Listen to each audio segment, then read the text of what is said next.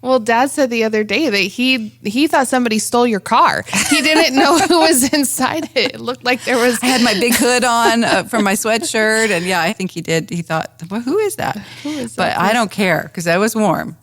Welcome to A Home That Heals. I'm Bree along with my mom, Dee, and thank you for joining us today. Have you noticed those subtle messages out there that parents, grandparents, and families are hearing that sound something like this? You aren't quite enough for your kids. You just don't know enough. You aren't the expert, and somebody else could definitely do a better job. Well, we know this. God's message to you doesn't sound like that at all. His message reminds us that He will equip and guide you and has uniquely made you for this role and for your kids, even when you fail. And daily, and miserably, which is what we're talking about today on A Home That Heals. So sit down because you're about to hear a big confession. I don't know, Bree, if you've ever heard that expression, eating crow. Have you heard that? No. No? But I don't want to eat crow, so please tell me you're not making that for dinner today. Well, no, I'm not, but I think you're going to eat crow a little bit today, and so am I. Because we have... As you just kind of teased, we have a confession to make, and that's eating crow. Oh, we do. Remember that episode we did a while back? Maybe you listened to it. Hopefully you didn't. And if you didn't, just don't worry about it. Like, don't even go there. It's episode 146. It was called Challenge Accepted for a Winter Mood Boost. And it was about getting outdoors. We recorded it, I think, in October. It was starting to get a little chilly. We were looking at the winter, and we knew it was going to be hard to get outside. We just know that, as the winter rolls in, it's just a little bit more difficult to be outdoors. And we had spent all summer, spring, fall, outside, soaking up the sun, loving, working with our hands. And we knew there's benefits to that, right? Like we felt so good. It's that feeling you get, when you're out in the nature and out in the fresh air. It's how you feel after a good brisk walk. You renew your spirit and your joy and your energy. All right. That's exactly what we said in that episode that you're talking about. We just were preaching it, and we thought we had it so in us. We were so convinced that we could power through winter and still get the kids outside every single day. Yeah. And then, like so many things, maybe that's why it turned so bad. Maybe it was like, okay, you think you can do it? All right, you're going to see a winter like none other, which it wasn't actually like none other, but it wasn't Snowmageddon, but it was windy. And so you guys, we talked about, like, we were so pumped for this. We were going to create this whole obstacle course for the kids to go through. We had such big plans. And we were going to just figure out how to get outside every single day. And, we preached to you about this whole idea. I can't remember, I stole it, so I heard it from another mom, but it's all in how you look at the weather. Just tell your kids, come on, kids, let's grab a coat. It looks a little windy. Or, we might need our umbrella today. Let's go splash in the mud puddles with our mud boots. We were so ready for this challenge. But guess what? Well, I think it was 2 days after we did that podcast that suddenly the weather just changed. And I'm not kidding. I think you're making excuses right now, Mom. Well, I am, but let's just say it. We failed. We did. You're making excuses. We could have powered through. It was windier. It was windier than I think I ever remember. I mean, I've lived around these parts for a long time. Oh, I know. And you walked every uphill, single day. Both. Okay, windy, very rainy, very snowy. And you're right, we did. We failed miserably. And that 30-day, didn't we do a challenge thing? And we just prayed you all forgot about it, exactly. Or that you didn't listen to that. I mean, that was the only time we've prayed that people didn't listen to the episode that we put out. That's really true. Yeah, we'll have to go look and see how many of you actually listened to that one. And hopefully, if you did do better than we did and found a way, maybe you live in Florida and it wasn't that hard, and so you did it. But if you found a way, then please tell us what you did, because we really lost our mojo on this one. We just couldn't seem to make it happen. Oh, yeah. No, if you found the inspiration and the fire, then please send us an Instagram or Facebook message. We want to know what that is, because we lost it. I mean, I was bribing the kids to go out and feed the animals because I was praying that you would, so I wouldn't have to. Yeah. Oh, I know. I think when I would text you, fed the alpacas, you had, like every celebration emoji that you would send to me because it was just, it was awful. But I mean, you're right. I didn't mean to cut off you and say that you were, making excuses because for me, when it's 30 miles per hour, raining or windy, blowing sideways, ice, rain, I mean, yeah, that's a no. Like, I'm not going outside. Yeah. I am not going to be that outdoorsy mom that I dreamed I would be. No, I was the mama bear hunkered down for a long winter's nap, and I had several cups of coffee and the fire going, lots of games, maybe 3-4 games to keep us going because I did not want to go outside.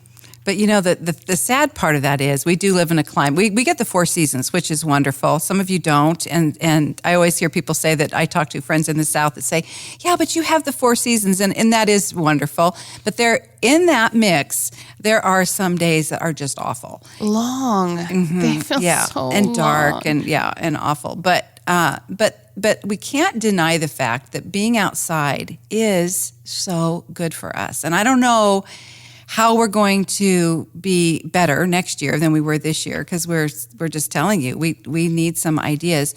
But I do know that because I did have to go out and feed the animals, and you did too, so we both had to do it, that once I'd get out there and if I had the right clothes on, and if I just spent a little bit of time trying to, commune with the creatures that we have, not too much time, but just a little bit. Tried to work with them a little bit, especially the alpacas, because I'm trying to get them to eat out of my hand and just trust me more. And it's funny how if you get focused on something instead of the weather, it is a little bit easier. And it doesn't mean I stayed out there, for more than about 10 minutes, but it did feel good. I mean, there is something about fresh air in your lungs. And it doesn't mean that if you had come up to me and said, oh, Bree, it looks like a day for a warm coat because it's a little chilly, or your umbrella and your mud boots because it's raining, I wouldn't have wanted to slap you across the face. That's really true. That's really true. Yeah. It's hard. That's the hardest part, is wanting to get outside. But we were out more than I ever would have been if we hadn't had the farm. So I love that. I love that animals do force you, because otherwise they will die. So you do have to go out and check their water and their food. And then once you get out there, it's hard to just come right back in. You want to spend a little bit of time with them. Well, when you spend 15 minutes bundling up to go out there, I can't believe the get-ups I put on to stay warm. I'm so glad people don't drive by and see us out there, because it's kind of ridiculous. But layering, there's a reason why that is such a good idea, and it does work. Well, Dad said the other day that he thought somebody stole your car. He didn't know who was inside it. It looked like there was... I had my big hood on from my sweatshirt, and I think I had 2 hoods on so I added the one for my coat, and I think he did. He thought, well, who is that? But I don't care, because I was warm, and that's all that mattered. And I did drive. That's the sad thing. How many feet is it to get to the alpacas? I drove. Not good. I know. We did drive a lot up and down that hill instead of walking it, which was another thing that, we had a goal that we were going to walk the hill every day. Didn't happen, but here's the deal. A Home That Heals exists to encourage and equip and share ideas. Some of those ideas that we share, they're going to work and they're going to be great. And sometimes those ideas are just going to stink. They're going to fail. And if you know it in advance, don't be afraid to send us a message and say, are you serious? Did you not remember what last winter was like?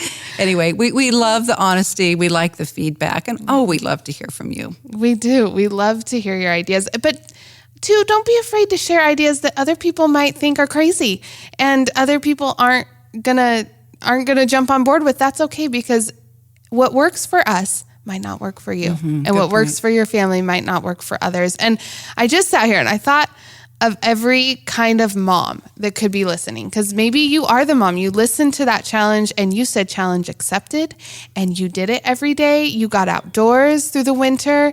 And to me, you are Superwoman. You are amazing. I love that you did that. And I am your biggest cheerleader. You're doing such a great job. But maybe you're the mom that only made it out on those cold but the sun is shining and the wind isn't blowing like crazy days, that's awesome too. God gave you special moments to enjoy his creation with your kids, and you took advantage. Way to go. Like, we want to cheer you on also. Or maybe you're the mom like me that you found the closest parking spot to any store that you absolutely had to. I mean, there weren't any joy rides, like joy errands. It was the stores you had to go to. Closest parking spot. Then as soon as you got home, you put down the garage before you had to step out of your vehicle. You went inside with that cozy book and fire, and you made lifelong memories with your kids, hunkered down in your warm home. That's awesome. I have a feeling, knowing you too, you were really praising the Lord for that. We really are grateful for our warm homes, for places where we can find refuge. And that is just such a reminder to us, I think, of the Lord's his provision in our lives, and those who don't have that, and how that's a way we can kind of help our kids be aware. You know how awful it feels to go out and feed the animals. Some people tonight are not sure where they're going to sleep, and it's an awful cold night. So we can use these things in so many ways, but yes, praise the Lord for a warm home. Sometimes that's the biggest blessing of all. Yeah, and helping your kids understand and appreciate all those blessings, is part of what makes a home the home that heals.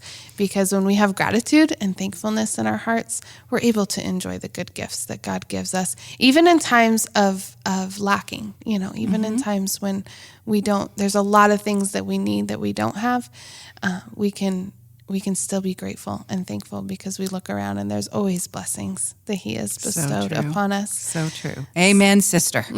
And so now we've eaten crow and a little humble pie, but I'm hungry. I'm ready for lunch. I don't know about you. Oh, yes. And so when we come back, we're going to share a Barefoot Bluff update that, didn't happen over the winter. It's happening now as we turn towards spring, and we're excited to share it with you. But again, just remember, a home that heals is a community where we get to be open and honest, and we will admit when we fail, and we will be real with you. And thank you for being real with us.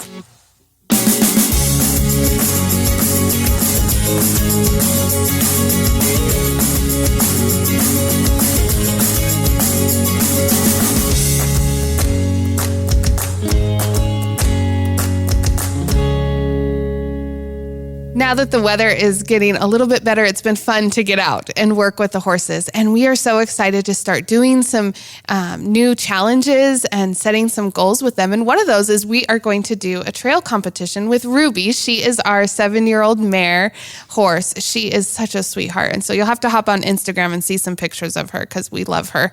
And I am so excited to be working with her previous owner, Bessie, on getting her ready for this trail competition because we don't know what we're doing. I was going to say, what is a trail competition? I remember you used to do the fair thing where you had to do some trail things, but what's a trail competition? Yeah, it's just they have different obstacles that you go through. You can have the horse walk over a bridge or go through some logs.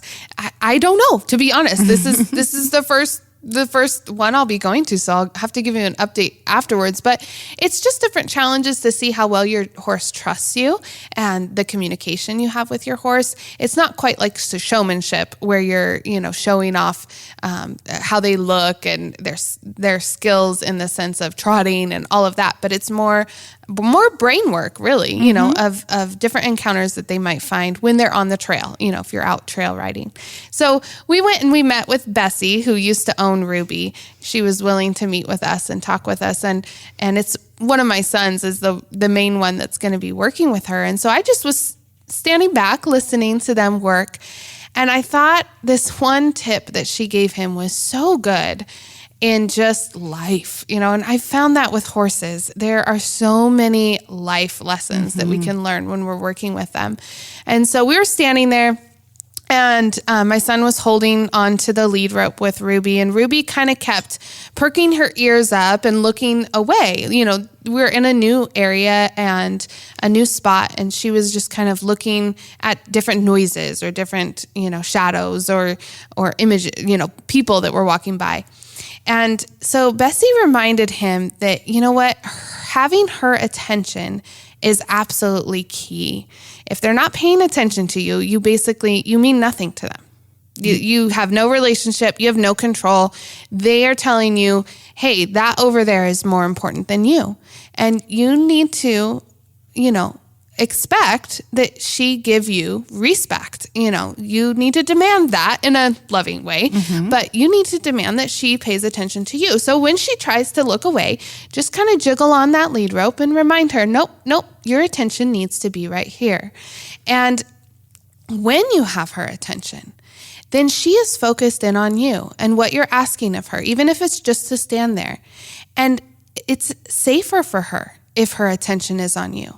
Because if she's looking out and beyond, she might get spooked at that shadow that she sees or that sound that she sees because she's looking outward and she's not paying attention to you. So it could be harmful to the horse. It could hurt her for her attention to not be on you. Wow. You are her leader. You need to lead and guide her. And I sat there and just thought of how that is like my attention being either on Christ or my attention being on the world.